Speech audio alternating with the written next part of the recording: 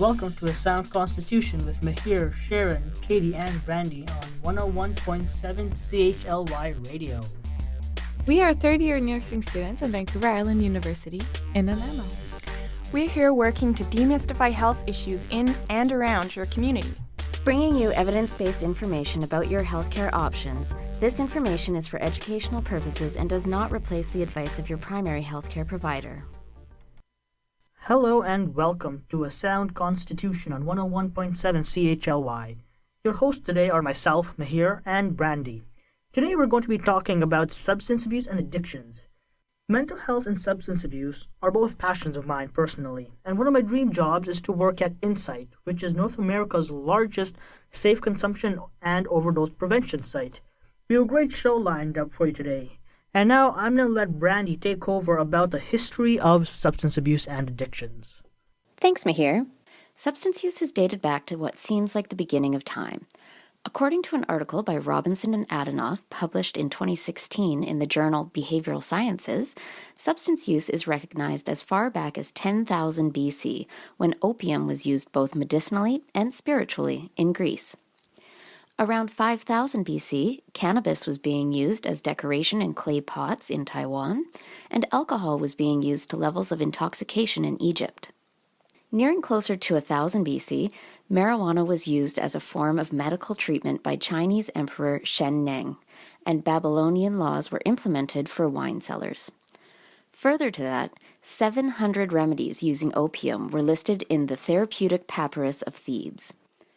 Following this, opium became widespread across Europe, the Middle East, and North Africa, and by 500 BC, monasteries became the main source for brewing and winemaking.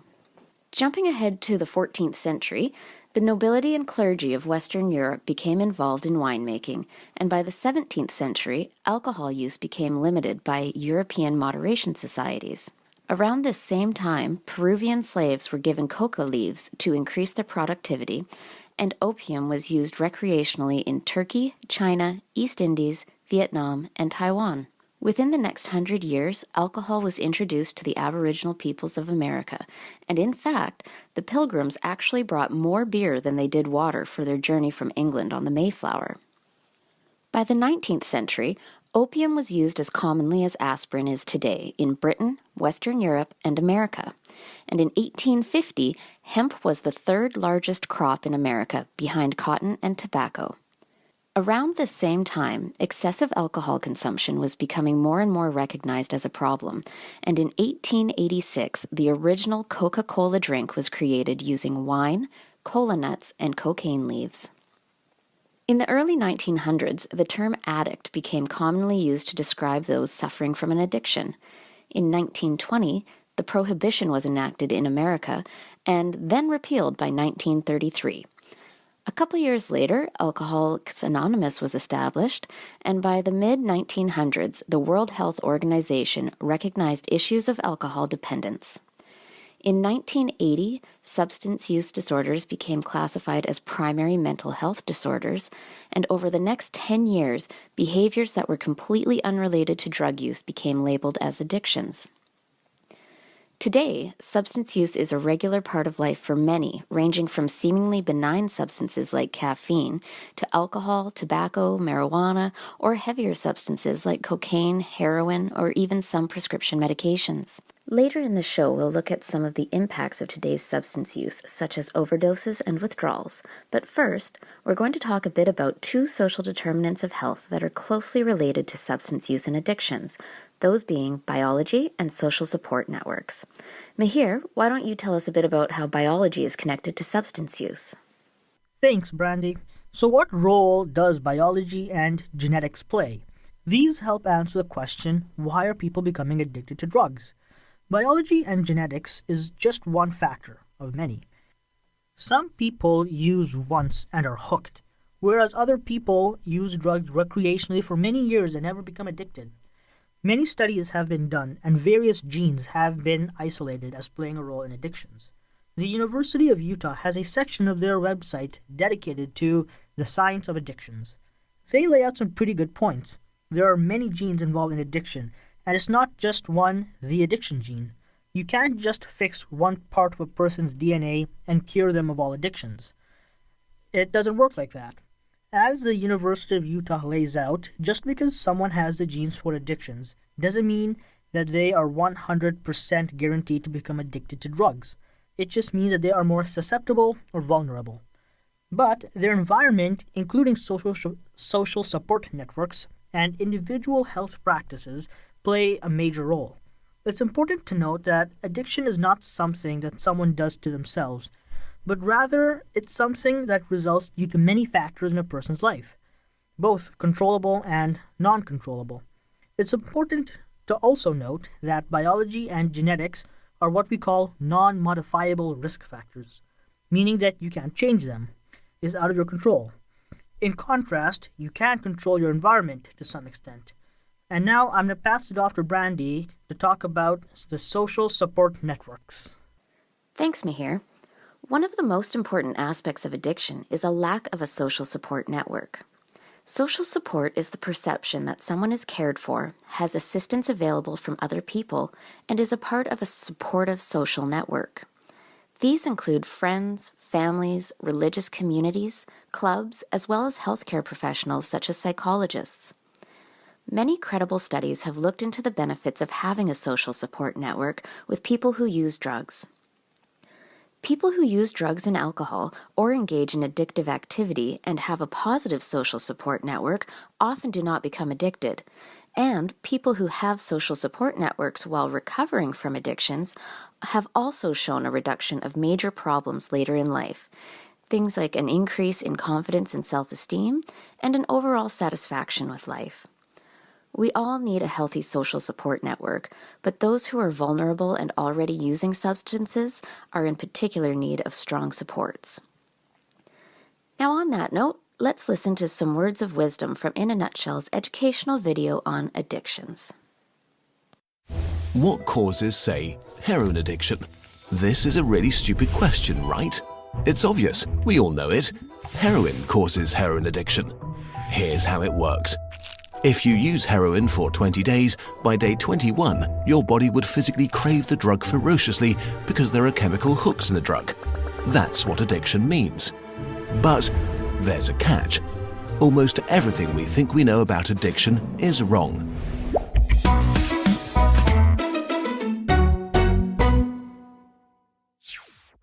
If you, for example, break your hip, you'll be taken to a hospital and you'll be given loads of diamorphine for weeks or even months. Diamorphine is heroin. It's in fact much stronger heroin than any addict can get on the street because it's not contaminated by all the stuff drug dealers dilute it with. There are people near you being given loads of deluxe heroin in hospitals right now, so at least some of them should become addicts. But this has been closely studied. It doesn't happen. Your grandmother wasn't turned into a junkie by her hip replacement. Why is that? Our current theory of addiction comes in part from a series of experiments that were carried out earlier in the 20th century. The experiment is simple. You take a rat and put it in a cage with 2 water bottles. One is just water, the other is water laced with heroin or cocaine. Almost every time you run this experiment, the rat will become obsessed with the drugged water and keep coming back for more and more until it kills itself. But in the 1970s, Bruce Alexander, a professor of psychology, noticed something odd about this experiment. The rat is put in the cage all alone. It has nothing to do but take the drugs. What would happen, he wondered, if we tried this differently? So he built Rat Park, which is basically heaven for rats. It's a lush cage where the rats would have colored balls, tunnels to scamper down, plenty of friends to play with, and they could have loads of sex. Everything a rat about town could want. And they would have the drugged water and the normal water bottles. But here's the fascinating thing. In Rat Park, rats hardly ever use the drugged water. None of them ever use it compulsively. None of them ever overdose. But maybe this is a quirk of rats, right? Well, helpfully, there was a human experiment along the same lines, the Vietnam War. 20% of American troops in Vietnam were using a lot of heroin. People back home were really panicked because they thought there would be hundreds of thousands of junkies on the streets of the United States when the war was over. But a study followed the soldiers home and found something striking. They didn't go to rehab. They didn't even go into withdrawal. 95% of them just stopped after they got home. If you believe the old theory of addiction, that makes no sense. But if you believe Professor Alexander's theory, it makes perfect sense. Because if you're put into a horrific jungle in a foreign country where you don't want to be, and you could be forced to kill or die at any moment, doing heroin is a great way to spend your time. But if you go back to your nice home with your friends and your family, it's the equivalent of being taken out of that first cage and put into a human rat park. It's not the chemicals, it's your cage. We need to think about addiction differently. Human beings have an innate need to bond and connect. When we are happy and healthy, we will bond with the people around us. But when we can't, because we're traumatized, isolated, or beaten down by life, we will bond with something that gives us some sense of relief. It might be endlessly checking a smartphone, it might be pornography, video games, Reddit, gambling, or it might be cocaine. But we will bond with something because that is our human nature. The path out of unhealthy bonds is to form healthy bonds, to be connected to people you want to be present with. Addiction is just one symptom of the crisis of disconnection that's happening all around us. We all feel it.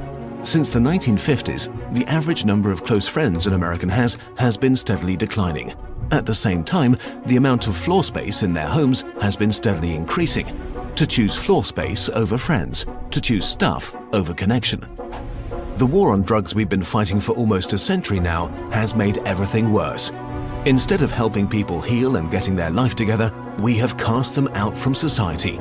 We have made it harder for them to get jobs and become stable. We take benefits and support away from them if we catch them with drugs. We throw them in prison cells, which are literally cages. We put people who are not well in a situation that makes them feel worse and hate them for not recovering.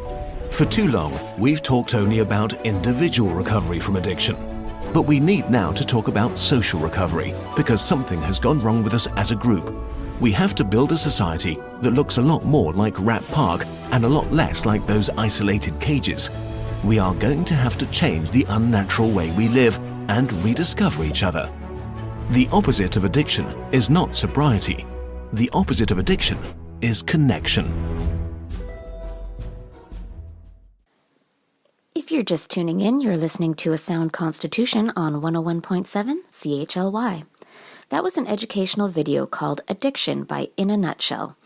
This video was adapted from Johann Hari's book, Chasing the Scream, The First and Last Days of the War on Drugs, and I believe it speaks volumes to the importance of having a solid social support network. Now I'm going to pass the mic off to Mahir, who's going to tell us some interesting facts about substance use. Now I want to talk about why this is such a big deal and some of the numbers. This is a pretty significant topic lately as the opioid crisis continues to worsen. The preliminary numbers from the BC Coroner's Report show that 1,422 people died due to drug overdoses in 2017. That's 3.7 people per day. But not a single death occurred at an overdose prevention site. In 2016, 993 people died from overdoses. 2017 had a 43% increase from 2016, and we reached 2016's numbers in October of 2017. That means that by the time October 2017 came around, we had reached 993 deaths. That is a lot. So here's some more numbers comparing 2017 to previous years. From 2007 to 2014, over a span of 7 years, overdose death numbers rose from 202 to 369. The numbers significantly increased from 2015 to 2017. In 2015, 518 died. In 2016, 993. And in 2017, 1,422.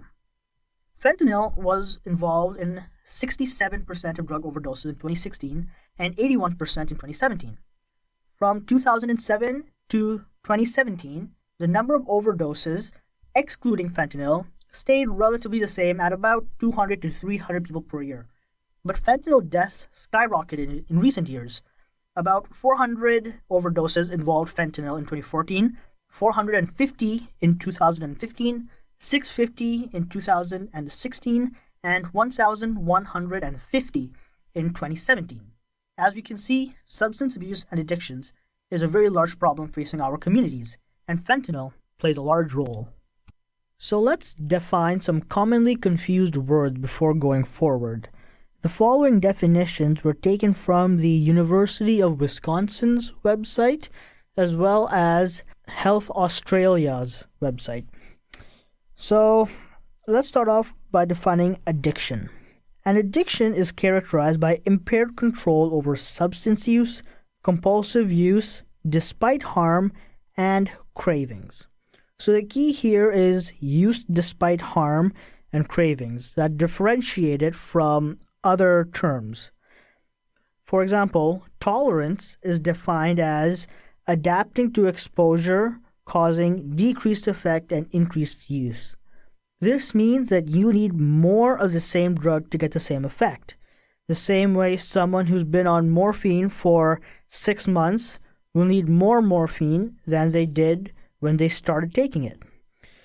Cancer patients often develop tolerance to pain medications, but the key here is that this does not cause cravings. So tolerance is not addiction. You can develop a tolerance to other drugs as well, such as anti-seizure medication, for example. Next is physical dependence. Physical dependence is defined as an abstinence syndrome when you go cold turkey on a drug. So what that means is if you've been on a medication for a very long time and you just stop taking it, you're going to experience withdrawal symptoms. Those collective group of withdrawal symptoms, which are specific to each drug, are called abstinence syndrome. So many common medications cause this, such as anti-seizure medications and antidepressants. This is not considered an addiction since physical dependence does not cause cravings or use despite harm. And it's important to note that if a person is taking a drug or medication to avoid withdrawal, that does not mean they are addicted. Avoiding negative withdrawal symptoms does not cause addiction, and it is not addiction because there may not be cravings and it is not use despite harm. An example is a very common medication called prednisone. Prednisone is a fairly common medication, and if someone stops at cold turkey, they can go into what's called adrenal insufficiency, which is fatal. But people will take prednisone because not taking them makes it feel really bad. But they don't take it because of a craving and they don't use it despite harm. Therefore, it's not an addiction. And lastly, psychological dependence. This does involve cravings, but it is also a classification of withdrawal symptoms. So things like lack of sleep, cravings, obsessed thinking about a drug. So this is similar to addiction, but psychological dependence refers to the withdrawal symptoms, and it can occur with or without the use despite harm. Therefore, it is not an addiction, but they are closely related. Now I'm going to talk a little bit about harm reduction. Harm reduction has many definitions, but in essence it is the thought process that people will engage in risky behavior regardless of attempts to stop them. And since they cannot be stopped, the harm done can be minimized. We can't abolish illicit drug use, poverty, or homelessness, but we can minimize the harm it does. One of the common arguments that people make is to say that they do it to themselves, and this is incorrect. The BC CDC did a study where they tested people's drugs, and 29% of the drugs tested positive for fentanyl, but 73% of people reported not having used fentanyl in the past 3 days. This suggests that many of these drugs are being laced with fentanyl without the user's knowledge. People don't know that the heroin or cocaine they are using is laced with fentanyl, which is why they overdose. People aren't overdosing on heroin or cocaine. They're overdosing on the fentanyl that they didn't know was in their heroin and cocaine. Having spoken to substance users and other experts in this field last summer during my mental health and substance abuse rotation, I learned that people who use drugs are very good at dosing themselves. They know what their limits are and how much to take, and they just don't know that their drugs have been laced, which is why they overdose. This is one of the arguments that supports prescription heroin as a form of harm reduction. Prescription heroin is harm reduction because by providing it, we can reduce the amount of laced drugs with unsafe manufacturing methods. According to the CBC, anyone can order drugs online and have it delivered to their front door, for example. And that person wouldn't know the quality of the drugs, where they came from, or who made them. They just arrived from somewhere. Another challenge with substance abuse is the spread of disease such as HIV, hepatitis C, AIDS, and other illnesses that comes with sharing used and unclean needles and other supplies. Safe injection and overdose prevention sites engage in harm reduction by providing safe needles, clean supplies, and intervening during overdoses. This prevents the spread of disease and reduces deaths. So how is harm reduction health promotion? How does harm reduction help people as opposed to encouraging drug use? Some would argue that harm reduction is enabling substance abuse. And there is a lot of controversy surrounding this. But the fact of the matter is that there are endless studies on the benefits of harm reduction. Harm reduction is evidence-based, and harm reduction strategies are supported by Health Canada, federal and provincial ministries of health, and the BC CDC. Based on what I have seen in communities, speaking with individuals, professionals, and others, people who are going to use drugs are going to use them regardless of laws to stop them. And people who are going to use them either already do or will in spite of efforts to stop them. As such, I view harm reduction as a method of reducing adverse consequences as opposed to encouraging new use. While this does come with the risk of people thinking, I can do it now because it's safe, the benefits significantly outweigh the risks. You bring up some really great points, Mahir. Thank you. If you're just tuning in, you're listening to 101.7 CHLY, and today we're talking about substance use and addiction. We were fortunate to have the chance to interview someone who is truly passionate about harm reduction. So without further ado, here's Mahir and our special guest. I have with me fellow third-year classmate and harm reduction advocate Peggy. Peggy was involved in setting up Nanaimo's pop-up overdose prevention site and has been volunteering there since. So Peggy, thanks for joining us today. Can you tell us a little about yourself? I'm, as Mahir said, a third-year nursing student at VIU, and I've been involved in harm reduction for just over a year now. And I don't have a really great story as to why I'm so passionate about harm reduction. I had a friend pass away about 2 years ago from a fentanyl overdose, but we had lost touch. We hadn't seen each other in about 15 years when he did pass away. I've always been aware of people living in poverty, first world poverty. I grew up living in first world poverty. I'm of the class of the working poor myself. And to me, harm reduction is a way for people experiencing addiction and who are experiencing homelessness to remove the barriers and stigma that they face every day. The one thing I love about harm reduction is that it's a grassroots movement, that it's a bottom-up thing. It doesn't come from the top down, it comes from the people up. Right. So thank you for sharing that. You're passionate about harm reduction. So what does that mean to you? How do you define it? And what role does it play in health promotion? To me, harm reduction is about creating a safe space and providing the materials that people need for their drug of choice, whether it's alcohol or heroin or whatever it is, so that they consume that drug in a safe way, in a safe space, with people there to help reverse if they do overdose or if they get in trouble. People are there to help them. I've heard the analogy. I've read this in a few papers that I've studied, and they compare it to driving.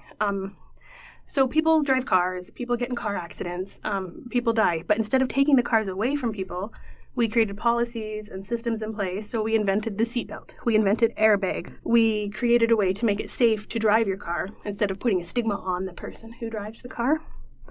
And for me, it's harm reduction. It's a health promotion. I think it plays a huge role in health promotion. Mm-hmm. When you look at Insight on the downtown east side in Vancouver, if you but if you look at what Insight has done downtown Vancouver on East Hastings, they've lowered the transmission of HIV. They've lowered the transmission of hepatitis C in that area. They've helped the homeless people who are using drugs and who have addiction. They've helped them get in with housing. They have doctors. They have nurses. They help the people there with them, and people who go to supervised injection sites are more likely to seek treatment than people who don't, who use alone. Mm-hmm. One could argue that harm reduction is similar to enabling drug use. What are your thoughts on that? Because from my personal experience out of the community, working with professionals and talking to people who use substances, people who are using substances are going to use them regardless. So by offering something like a safe injection site, we're not saying use more drugs. The way I understand is that we're saying use them safely because they're going to do it anyway. Right. Yeah. To me, if you look at harm reduction as enabling, to me, you're comparing two different things. It's like comparing an apple to a cow. They're just different things. When you look at abstinence is best from that point of view, you're now putting a moral value on the person who's using drugs, and you're putting a moral value on drug use itself. So one of the main philosophies of harm reduction is you take that moral value off of using drugs. There's no more, the person is a person who uses drugs. There's no value placed on it. But if you're the kind of person who sees drug use and drug addiction as a character flaw, I guess you could connect the two as seeing harm reduction as enabling. Right. But I think that is what's driving the stigma towards what's creating more and more of this drug crisis that we're in right now. Right. And when you look at someone who is addicted, and if you think that they're less of a human being because they're addicted to drugs, I think that's a negligent thought that is creating this cycle of drug addiction. And that also goes to the fact that no one is born wanting to be addicted to substances. It's the social and genetic environment that puts them in that position, but no one wakes up and says, I want to go use heroin as a coping mechanism, for example. Right, exactly. Nobody wakes up and says, today I'm going to be a drug addict. That's right. Right. So, along those lines, many studies have been done worldwide showing that people use drugs and substances as a coping mechanism. And I ask our listeners, how many times have you sat down after a long day at work or at school with a glass of beer or wine to take the edge off? So, Peggy, in your experience, why have people started using substances and why do they become addicted? Well, addiction, as you explained earlier, is really complex, and there's a lot of different aspects behind what can create addictions, like with genetics, people living in poverty, a lot of it.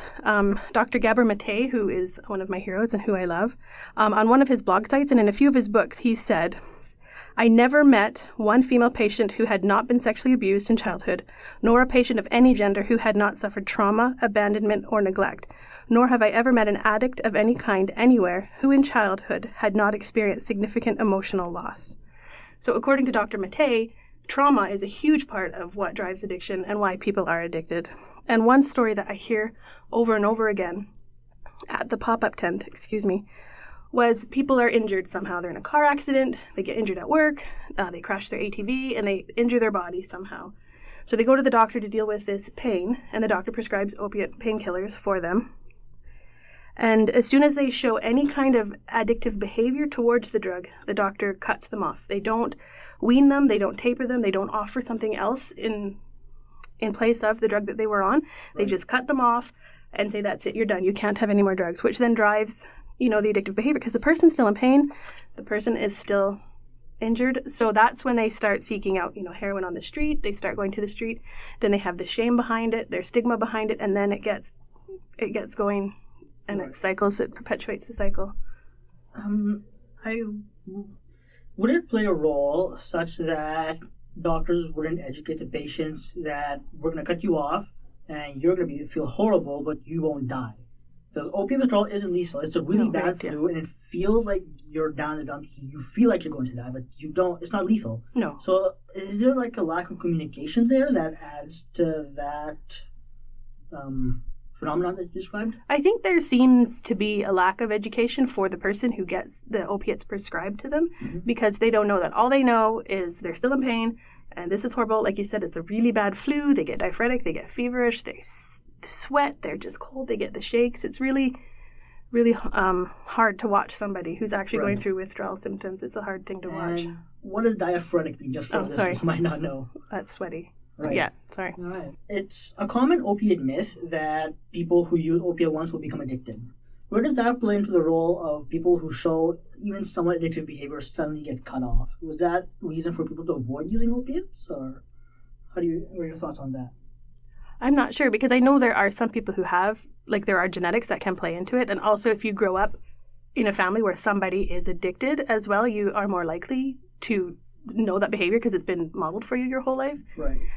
So maybe that is something they can take into consideration before they prescribe the opiates, maybe, to the patient. Or if they know that, maybe they can just have more education also behind it, saying, you've got this, this was your life growing up, your lifestyle, so just something to be aware of even, yeah.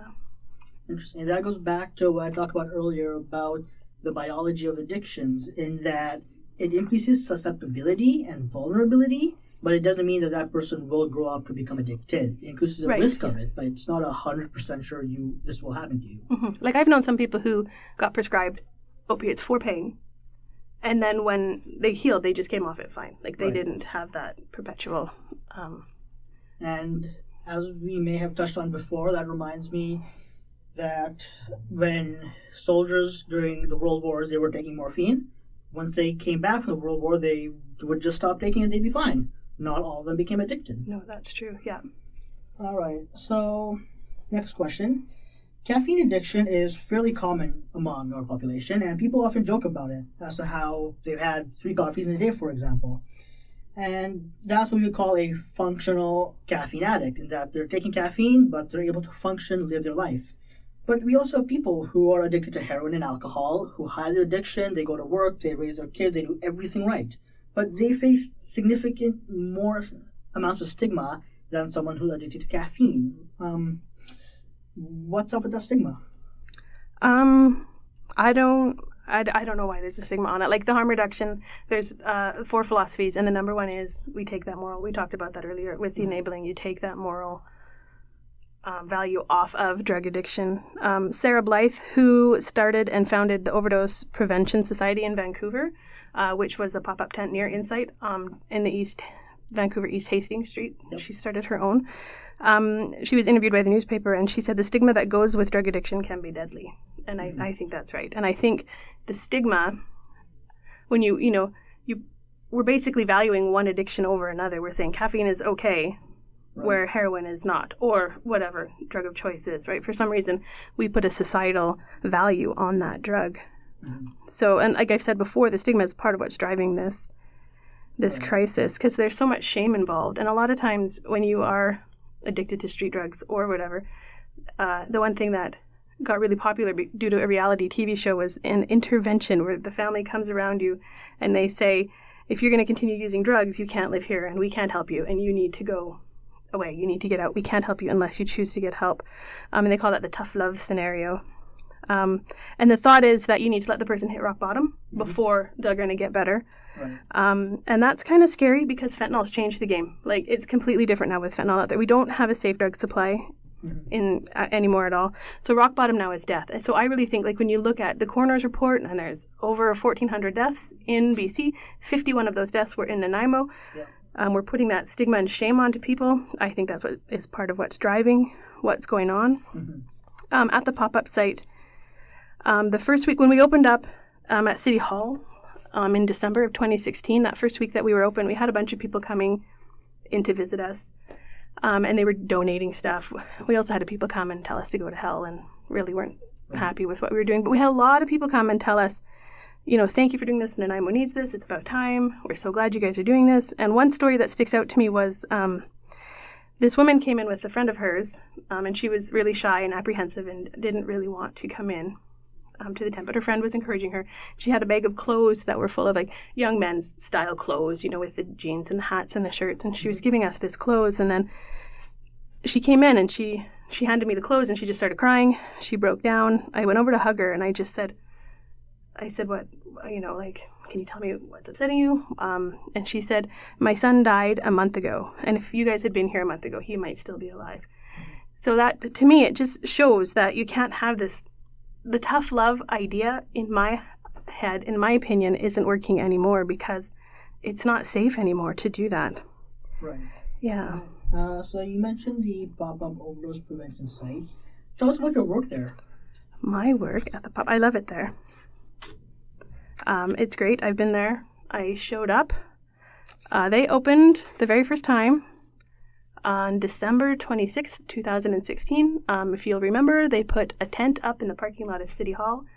I heard about it on Facebook, and I went down and I just said, I need to help out. And I kind of sat down, and they said, okay. And I met Gord Fuller. He's on city council. He was kind of one of the people who was organizing it. I met really great people who were working in the shelters at the city. And we all got together to do this because we knew Nanaimo had a real problem. At that time, I don't know the numbers for 2017, but I know the numbers for 2016. In BC, there was over 900 deaths that year.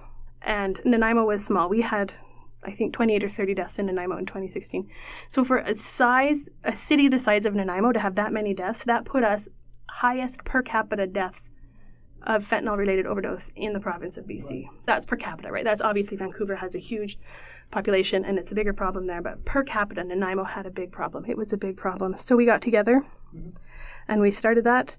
And then we went from a tent, and then someone donated a trailer. And then the OPS site opened at Wesley Street. So that's kind of when we stopped. And one of the reasons we decided to keep going with what we're doing is for people who smoke, for inhalation, people who smoke heroin. They can't do it indoors. They can't do it at the OPS site on Wesley Street. Insite isn't set up for it either. You can't smoke the drugs there. There's one in Lethbridge that's opening soonish. I think at the end of February they're scheduled to open, and they're going to have rooms that are ventilated so that people can come in and smoke as well. And so we know that's a problem because it's a whole population of drug users that are being ignored. And fentanyl is in the stuff that they smoke as well, and people are dying of overdoses from inhaling and smoking. So because we're a tent, people can smoke. Right. It's just a tent. We're outside. People can light up and they can smoke in our tent. So that's one reason. We also are open on the same Wednesday that the welfare checks come out or the social assistance checks come out. Mm-hmm. And the reason we chose that day is because when you look at the coroner's report, the Wednesday that the social assistance checks come out to the Sunday following, that's when they have their biggest spike in overdose deaths. Every month, it's like a pattern. You can see it. Welfare checks come out, we have a spike in overdose deaths till the following Sunday. Right. So that's why we chose that day. That's very interesting. I actually didn't know about the inhaling heroin. Mm-hmm. So how many overdoses have you seen at the pop-up OPS site? I've personally been there for 3 overdoses, but we've had over 10. Right. At our little pop-up tent. And that is kind of significant because we've only been open a year. Mm-hmm. We're a very small organization, and we're only open 1 day a month. So that is on average about an overdose a month. So, I mean, some months we won't have any, but then some months we'll have 3. Right. So it just depends on what's in the drug supply. And that's just on those days that you're open, which is a few days once a month. That doesn't include all the other overdoses that happen the rest of the month. Right. And I don't know the numbers for Wesley Street OPS. I don't know what they're dealing with, but I know for us that 1 day a month that we're open. Right. Yeah. Interesting. So, have you guys had any deaths at the overdose? We have had zero deaths at the overdose prevention. Congratulations. Yeah. And that's also consistent with what the BC Coroner's report found, in that in all of 2017, more than 1,400 people died because of overdose, but there were 0 deaths at any overdose prevention site, which it speaks to the good that harm reduction can do. Right. That people are going to use, but we can minimize the harm that they're doing. If you're just tuning in, you're listening to A Sound Constitution on 101.7 CHLY. Today, we're discussing substance use and addictions, and currently we're interviewing a harm reduction advocate. So, naloxone, also known as Narcan, is the antidote to opioid overdoses. Naloxone reverses the toxic effects of opioid toxicity, and naloxone training and kits have been an initiative of the BC government to help battle the opioid epidemic, but deaths continue to rise. Do you have any thoughts on why this initiative isn't working? Well, Narcan is really just a Band-Aid. It's not really getting to the core issue of what's causing the opioid crisis right now. What we really need is policy change from the government. I believe we need drugs to be decriminalized. The studies show in Portugal, they decriminalized drugs there. They took the stigma off, and it made a huge difference in the society of people living there. I think that Canada really needs to look at that. I think doctors need to prescribe clean drugs to people who are addicted. Like prescription heroin, is that what you're thinking? Yeah, prescription heroin, yeah. I think that would be great. We need more treatment beds. We've only got, I think, something like 25 treatment beds this side of Victoria, We don't have enough treatment beds for people who want treatment. We also need cheaper treatment. I wrote a paper, so I did the studies, I looked into it, and the common cost of rehabilitation is about $5,000. Right. And that's per person, or that's for a 5-week. Okay. 5,000, so it's about $1,000 a week, what it would work out to. But if you think of the population of people who are normally addicted, now addiction can hit anybody in any income level, any race, it doesn't discriminate. Yeah. But that being said, it's usually the urban poor people who are more likely to suffer from addiction and using drugs. And a lot of people just don't have $5,000 put away where they can just go into treatment whenever they choose. So we have a huge wait list for people trying to get in. And we just don't have enough treatment beds. Also, the ease of drugs right now. It's so easy to get fentanyl through the mail. I was reading an article yesterday about how they mail them out in the little silica packets, like those do not eat packs that you get in your shoes or whatever. And that the Canada Post doesn't open packages under 30 grams. So, and they're just little tiny like that. So it's just so easy. It's just so easy to get it, and it's cheap for the drug dealers to get. And I recall that CBC has covered multiple times that you could easily get fentanyl, order online, get it shipped to your front door. It's shocking that you could do that, something that strong too. Yeah, you can just get it mailed to your house. Yeah. So I believe Narcan is working because it is reversing the overdose deaths, with the overdoses that are happening, but we need to focus on the policies behind it. Right. But until then, I think everybody needs Narcan training, and I think they should be as common as AEDs are becoming in buildings and stuff like that. Everybody should have one. And even so, Narcan training, it doesn't take very long. It takes, I think, about 10 minutes if you get it done through AIDS Vancouver Island. Mm-hmm. You could easily make that part of, say, a first aid course. Oh, for sure. Yeah, it's just a simple... Yeah. Yeah, it's really not hard. 8 hours, one day. Yeah. Add on 10 more minutes, and you got your Narcan training as well. Yeah. No, it's not hard. So, how can people who want to get involved in terms of volunteering? Where can they get Narcan training? How do they help out in the overdose epidemic? I think, well, like you said, AVI, AIDS Vancouver Island, is a really good place. They do lots of Narcan training. Mm-hmm. I know if you come to the pop-up, we'll train you on Narcan there. We've got a few kits as well. One really great way I think people can do if they're not really comfortable with the whole, hitting people with Narcan or dealing with people who are using drugs. Another thing, but that will really help the stigma of what's driving part of this overdose crisis, the fentanyl crisis that we're having, is volunteering at places that serve the people who might be using drugs, like 710 in Nanaimo here. Volunteering at the women's shelter or the men's shelter, right? Mm-hmm. Just being aware of the stigma that you have towards people who use drugs and who are homeless and who are addicted. I think, honestly, if you see a panhandler, I don't see anything wrong with giving him a loonie or her. Look them in the eye and just say, whatever, get to know them. They're people, right?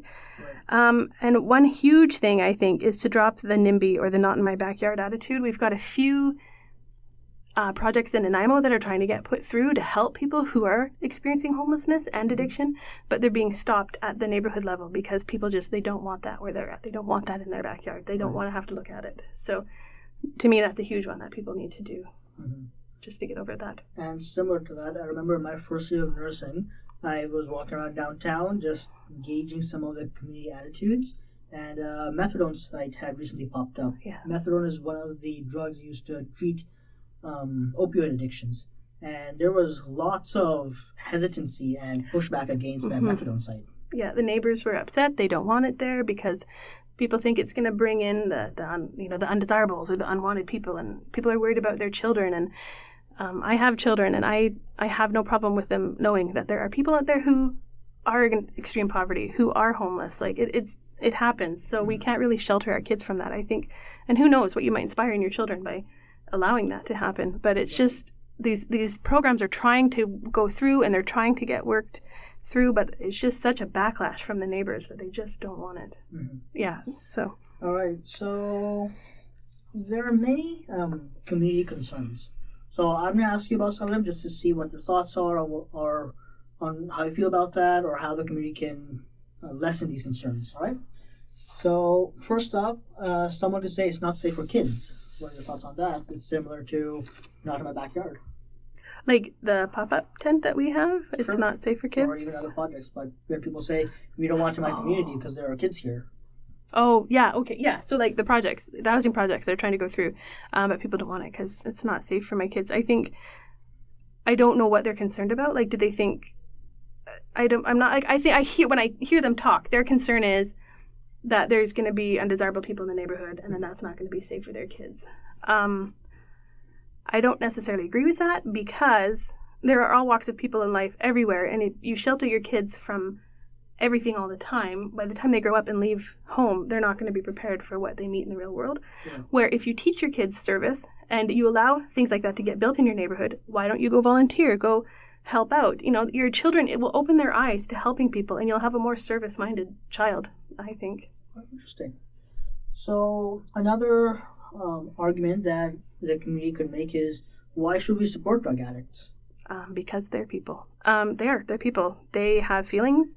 They have hopes. They have dreams. Actually, 2 days ago, Dr. Paul Hasselbeck was in Parksville and Qualicum. I just saw the video yesterday talking about how Parksville-Qualicum area is trying to get a safe consumption site in their neighborhood. And there is the backlash from the community. And he was just there talking about it.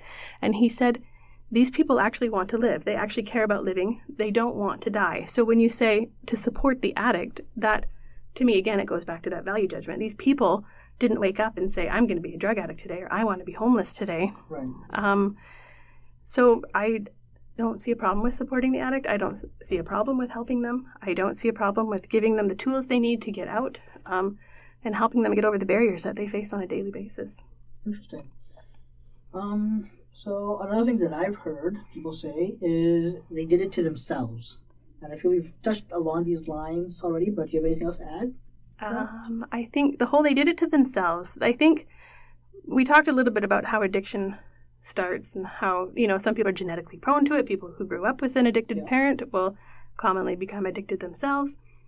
Also, when you look into addiction, the drug or the alcohol or whatever the drug of choice is that you're addicted to actually changes the chemistry of your brain. It actually does change how your brain works. And there comes a point where it's not really a choice anymore. And I know in Gabor Mate's materials, he talks about how being a person who uses drugs, they wake up in the morning and that's their only work for the day is finding the next hit, because those withdrawal symptoms that they're going through are awful and they're extremely uncomfortable. So to say they did it to themselves, I think is a little bit narrow-minded, because maybe the very first time they took the drug, maybe it was their choice. Yeah. Maybe it wasn't. Who knows? I've heard really horrible stories, too, about people being injected by other people, so it might not have been their choice at that time. Mm-hmm. But there comes a point where the choice is taken, and that's just, they have to get it to get through the day. Right. So there's also stigma associated with the words that we use. So, for example, the phrase junkie. Yes. How can we negate that stigma? One thing is by watching our language and how we talk, by how we label people. I saw a really great sticker the other day that said label jars, not people. And I thought that was amazing, right? Yeah. So people are people first. People are people before they're addicts. People are people before they're drunks. And people are people before they're junkies. Mm-hmm. People are people first. And then there's the whole people first language where you walk in like, we shouldn't call a person an addict. We should, a drug user or someone who is experiencing addiction, right? You shouldn't say the person is homeless. You should say the person who is experiencing homelessness. Right. That way you're putting the person before the situation, then that follows after it. And even to do that, at least I find I have to constantly be thinking about what I'm saying.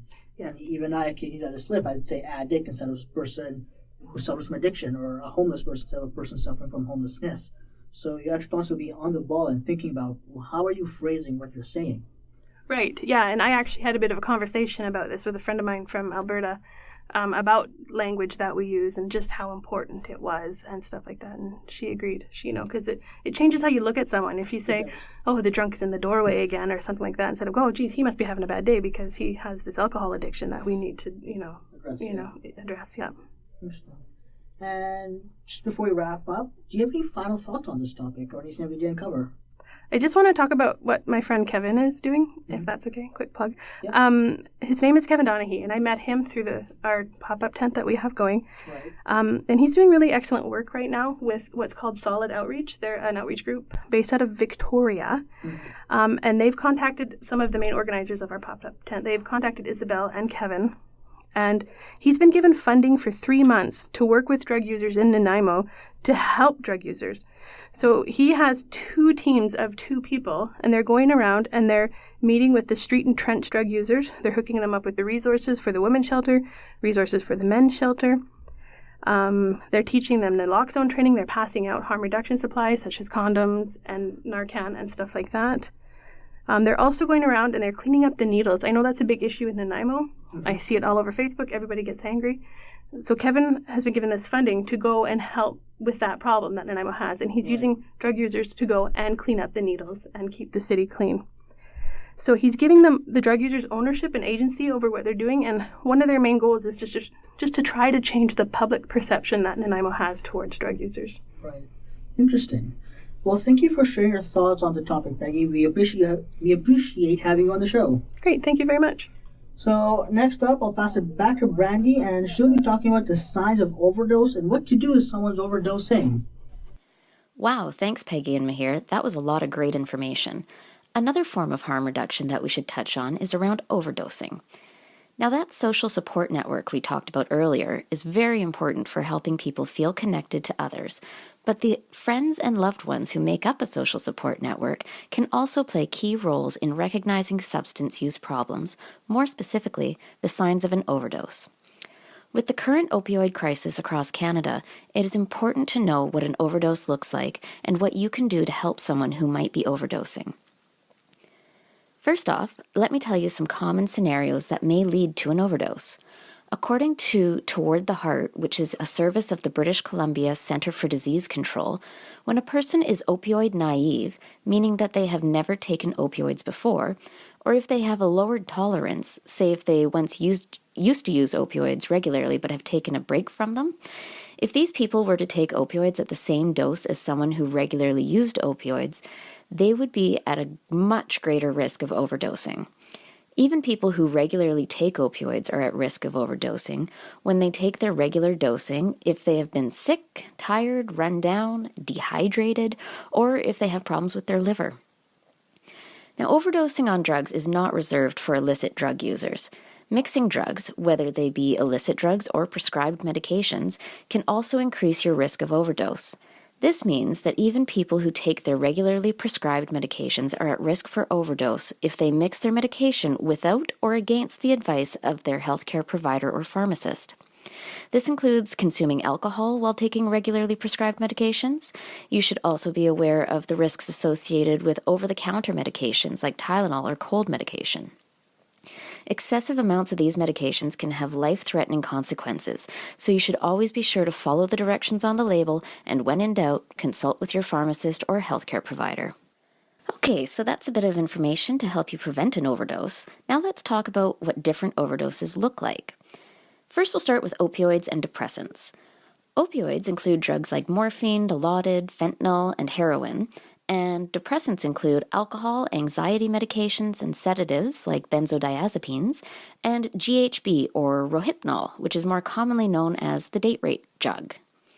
When a person overdoses on these types of drugs, they often won't be able to talk, walk, or even stay awake. Their heart will beat very slowly, and you may not even be able to feel a pulse. Their breathing may become very slow or stop altogether, or you might hear gurgling when they breathe, which is usually caused by vomiting, which is common with any overdose. The person's skin may be cold, pale, or blue, and their pupils might be tiny like pinpoints, or their eyes might even be rolled back in their head.